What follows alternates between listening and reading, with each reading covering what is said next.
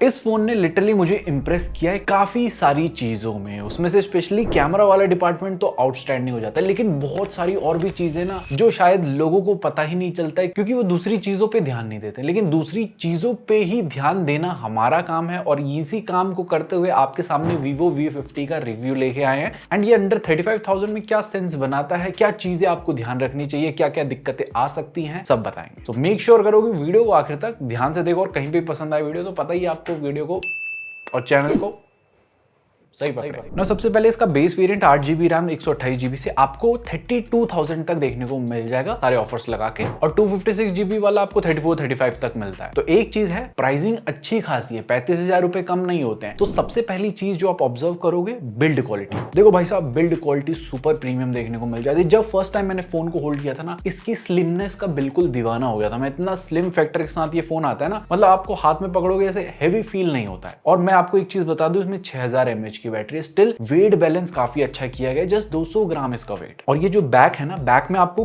Glass देखने को मिलता है मैट फिनिशिंग के साथ। हमारे पास ये रोज कलर है मतलब, और इसमें आपको एक ब्लू कलर जो मिलता है ना, उसमें थोड़ा अलग टाइप का पैटर्न देखने को मिलेगा। तो कलर में आप पे छोड़ता अपनी पसंद अनुसार, अपने जानू मानू शोना की पसंद अनुसार। बाकी जो है ना, यहाँ पर कैमरा मॉड्यूल इसका यूनिक सा देखने को मिल जाता है। नीचे में आपको एक रिंग लाइट टाइप की देखने को मिल जाती है, जिसे ऑरा लाइट बोलते हैं वीवो वाले। इसमें बेस्ट चीज क्या है ना, इसका कलर टेम्परेचर भी आप चेंज कर सकते हो। जैसे ये येलो है, येलो से व्हाइट भी हो जाती है, तो अलग अलग सिनेरियो में अलग अलग तरीके से फोटोज खींच सकते हो। वो कैमरा वाले डिपार्टमेंट सब चीजें बताएंगे। बट हाँ, यहाँ पर थोड़े बहुत फिंगरप्रिंट स्मजेस वगैरह लग जाते हैं बैक में, बट हल्का सा ऐसे हाथ फेरने से ही ठीक हो जाएगा। लेकिन मैं एक चीज आपको पहले ही बता दूं, इस फोन को केस के साथ ही यूज करना, अदरवाइज भाई साहब गिरने पे टूटने के चांसेस हैं। और कर्व डिस्प्ले वाला फोन है, ऊपर से कॉर्ड कर्व्ड है, तो टूटने के ज्यादा चांसेस हो जाते हैं। बाकी फ्रेम्स आपको प्लास्टिक ग्लॉसी सरफेस के साथ देखने को मिलते हैं, जो ठीक ठाक है। यहाँ पर मेटल यूज हो सकते थे। एंड नीचे में जो USB Type-C पोर्ट मिलता है, USB 2.0 वाला पोर्ट है, USB 3.0 नहीं है। तो डिस्प्ले आउटपुट आप वगैरह आप नहीं ले सकते इससे। सो ओवरऑल फोन का डिजाइन वगैरह ना एलिमेंट मेरे को सही लगा।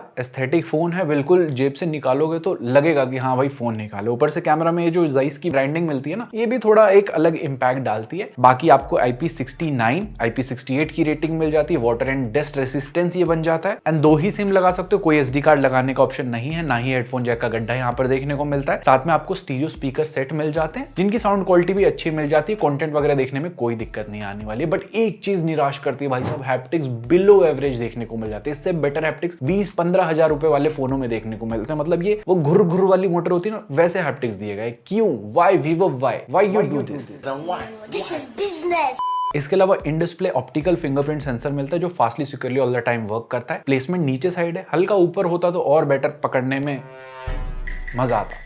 लेकिन जहां पर आपको मजा आएगा वो है इसका डिस्प्ले वाला डिपार्टमेंट। देखो, कॉर्ड कर्व्ड डिस्प्ले देखने को मिल जाती है। कॉर्ड कर्व में क्या होता है ना, बेसिकली साइड से तो कर्व्ड रहते ही हैं, ऊपर और नीचे वाला पार्ट भी कर्व्ड रहता है, तो जिससे ना फोन का ओवरऑल एक्सपीरियंस अच्छा हो जाता है। और इससे सीधा इंपैक्ट पड़ता है बेजल्स पे। आपको यहाँ पर बेजल्स काफी मिनिमल देखने को मिल जाते हैं, बट डिस्प्ले जो है ना यहाँ पर बड़ी मिलती है, लेकिन फुल HD+ वाली डिस्प्ले। 1.5 का रेजोल्यूशन ये लोग दे सकते थे, क्योंकि इस रेंज में ये चीज कंपलसरी हो जाती है। बाकी आपको HDR का सर्टिफिकेशन मिलता है। यूट्यूब में HDR 4K 60 FPS वीडियो आराम से चल जाती है। साथ ही साथ Amazon प्राइम, नेटफ्लिक्स दोनों में ही फुल HD कंटेंट का सपोर्ट भी मिलता है। And colours overall super colour आपको एक्यूरेसी देखने को मिल जाती है। व्यूइंग एंगल्स अच्छे हैं, डीप ब्लैक्स अच्छे मिल जाते हैं। एंड ओवरऑल कंटेंट देखने में आपको फोन निराश नहीं करेगा, जस्ट रेजोल्यूशन बेटर हो सकता था। इसके अलावा प्रोटेक्शन आपको शॉर्ट सेंसेशन की मिल जाती है। डायमंड शील्ड ग्लास ये लोग बोलते हैं इसको, बहुत ज्यादा अच्छी प्रोटेक्शन नहीं है। तो मैं आपको बोलूंगा भाई साहब, ऑलरेडी एक प्री अप्लाइड आता है, उसके बदले एक अच्छा सा टेम्पर्ड ग्लास जरूर से लगवा लें। बट इसके अलावा फोन आउटडोर में भी विजिबल रहता है। 1300 निट्स की HBM मोड में ब्राइटनेस चल जाती है। एंड जो बड़े नंबर है 4500 निट्स की पीक ब्राइटनेस जाती है, वो HDR कंटेंट के साथ ही जाएगी, लेकिन आउटडोर में इनफ ब्राइट है कि आपको चीजें दिख जाएंगी। इसके अलावा लो लाइट में ऐसा फ्लिकरिंग के इश्यूज भी नहीं आते हैं। 3840 हर्ट्ज की PWM डिमिंग के साथ साथ आपको SGS लो ब्लू लाइट सर्टिफिकेशन भी मिल जाता है, तो आपकी आंखों का भी ख्याल रखा गया है। साथ ही साथ 120 हर्ट्ज का रिफ्रेश रेट है and app specific refresh rate का ऑप्शन भी है, तो आप ऑलमोस्ट सभी एप्स को यहाँ पर हायर रिफ्रेश रेट पे चला सकते हो। लेकिन रिफ्रेश रेट में भी दिक्कत है, वो सॉफ्टवेयर वाले सेक्शन में आपको बताएंगे। बाकी यहाँ पर एक चीज मैं देख रहा था, इनका जो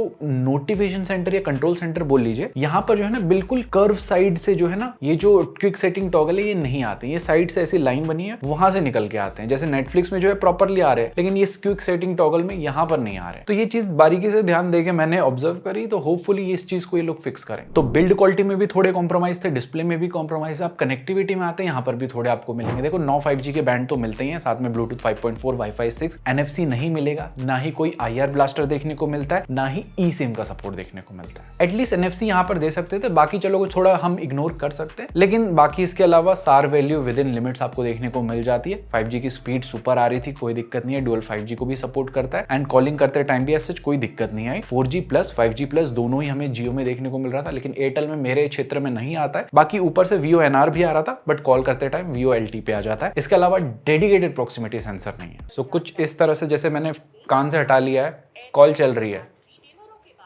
तो इस तरह से इसे होश में लाना पड़ता है। कभी कभी ये 10 में से मे बी 6 बार काम ना करे, तो छोटा सा सेंसर है, ये दे सकते थे। बाकी कॉल रिकॉर्डिंग आप यहाँ पर चुपके से कर सकते हो। और एक और चीज है, आप बिल्कुल चुपके से नहीं खुलेआम कर सकते हो, नीचे सब्सक्राइब वाला बटन दबा के सही कंटेंट को फॉलो कर सकते हो, क्योंकि सही कंटेंट मिलेगा तभी तो सही फोन लोगे ना। छोटे मोटे कॉम्प्रोमाइज तो कर लिए। अब सॉफ्टवेयर वाले डिपार्टमेंट के बारे में बात करें तो यहाँ पर आपको FunTouch OS 15 based on Android 15 देखने को मिल जाता है। देखो यहाँ पर सबसे पहले 3 मेजर अपडेट प्लस 4 साल के सिक्योरिटी पैच मिलने वाले हैं। एंड यस, iQOO Vivo वाले रेगुलर हैं अपडेट के मामले, रेगुलरली अपडेट भी आपको मिलते रहेंगे। लेकिन फर्स्ट चीज, जब आप फर्स्ट टाइम बूट करोगे फोन को, तो यहाँ पर 5 एक्स्ट्रा ऐप हमें देखने को मिले थे जिन्हें आप आसानी से अनइंस्टॉल कर सकते हो। बट लकीली यहाँ पर hot app and hot games नहीं थे। बट ना आपको कुछ अननेसेसरी नोटिफिकेशन वीवो की तरफ से देखने को मिलते रहेंगे। तो आपको मैं स्टार्टिंग में ही बोल रहा हूं कि कुछ ऐप के नोटिफिकेशन को आपको डिसेबल करना है। जैसे वी ऐप स्टोर के नोटिफिकेशन को डिसेबल करो, वीवो स्टोर को करो, एंड देन आपको ब्राउजर वाले नोटिफिकेशन को भी डिसेबल करना है। इसके अलावा एक और अनोइंग चीज देखने को ये मिलती है कि जब भी आप कोई ऐप को इंस्टॉल करते हो ना, तो ये ऑटोमेटिकली उसे स्कैन करता है। मैंने बहुत सारी सेटिंग छानबीन करके देख ली, भाई साहब ये डिसेबल हो ही नहीं रहा था। तो आप कुछ करो या ना करो, आपको फालतू के रिकमेंडेशन स्कैनिंग के साथ साथ नीचे में देखने को मिल जाएंगे इसमें। बाकी अब लुक के बारे में बात करें तो देखो, FunTouch ऑपरेटिंग सिस्टम थोड़ा सा नहीं, काफी ज्यादा बोरिंग लुक के साथ आता है। ये मैं नहीं कह रहा हूं, ऐसे बहुत सारे यूजर मेरे को कमेंट करके बताते रहते हैं। तो मेरे को भी पर्सनली लुक वाइज बहुत ज्यादा अच्छा नहीं लगता है। ऐसा नहीं बोल रहा हूं कि बहुत ज्यादा बग्स हैं, लुक वाइज थोड़ा सा आपको ओल्ड फैशन बोरिंग टाइप का लगेगा। लेकिन इसके अलावा सारे कस्टमाइजेशन के तगड़े फीचर्स आपको देखने को मिल जाएंगे। जैसे ऐप लॉक मिलेगा, डुअल ऐप मिलेगा, इंटरनेट स्पीडोमीटर मिल जाता है, ऑलवेज ऑन डिस्प्ले के बहुत सारे ऑप्शन मिल जाएंगे। लेकिन ऑलवेज ऑन डिस्प्ले के जो सीमलेस वाले ऑक्सीजन OS में देखने को मिलता है, हाइपर OS में देखने को मिलता है, वैसे इस टाइप के आपको देखने को इसमें नहीं मिलेंगे। बाकी इसी का तगड़ा दावेदार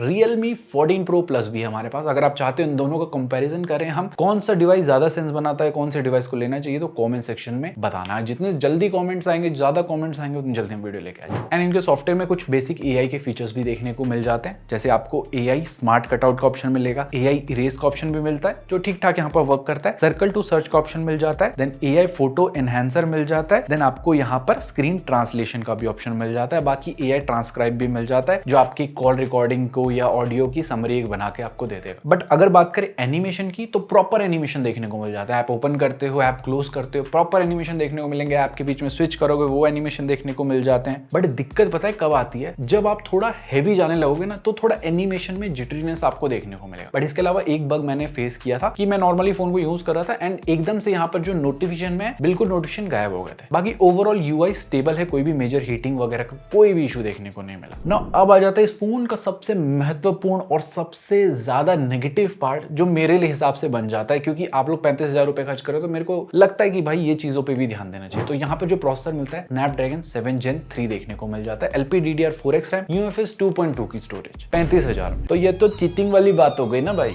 एक 20,000 का फोन है Note CE4, उसमें भी सेम प्रोसेसर देखने को मिलता है, उसमें भी UFS 3.1 मिलती है। यहाँ पर 35,000 में भी नहीं मिल रही है UFS 3.1। सबसे पहले बेंचमार्किंग स्कोर्स में दिखा देता हूँ। कोर्स वगैरह आपको 8 लाख के यहाँ Antutu मिल जाते हैं, कोई भी थ्रॉटलिंग नहीं होती है। Geekbench स्कोर्स भी ठीक मिल जाते हैं। रीड राइट स्पीड आप देख सकते हो 54,000 की मिल जाती है। तो अब इन चीजों को समझाने के लिए ना थोड़े ध्यान से चीजें समझना। आप नॉर्मल यूज करोगे फोन को कि एक ऐप 2 ऐप खोल लिया, उसमें आपको कोई भी दिक्कत नहीं देगा, अच्छे से सारी चीजें हैंडल कर लेगा। जब आप थोड़ा सा हैवी जाने लगोगे, तब आपको यहाँ पर लगेगा कि हाँ पावर की कमी हो रही है। और फोन का 120 हर्ट्ज भी 60 हर्ट्ज जैसा फील होगा। अब ये चीज आने का कारण बहुत सारे हो जाते हैं। देखो सबसे पहली चीज बताते हैं, UFS 2.2 को ना यूज करके बेटर स्टोरेज यूज कर सकते हैं। अब इसकी दिक्कत पता है कब आएगी? शुरू में तो कम फोटोज लिए तब दिक्कत नहीं है, जब आपका फोन भर जाएगा, मतलब 1000-1500 फोटोज आपने खींच ली, उसके बाद वो लोड करने के लिए नीचे वाली फाइल्स बहुत ज्यादा टाइम लेने वाला है। इस चीज को डेमोस्ट्रेट करने के लिए हमारे पास Realme 14 Pro Plus है और इसमें UFS 3.1 देखने को मिलता है। तो हमने पहले Antutu का जो रीड राइट का टेस्ट होता है उसे रन किया। आप देख सकते हैं यहाँ पर 14 Pro Plus ने काफी पहले इसे कंप्लीट कर लिया था। इसके अलावा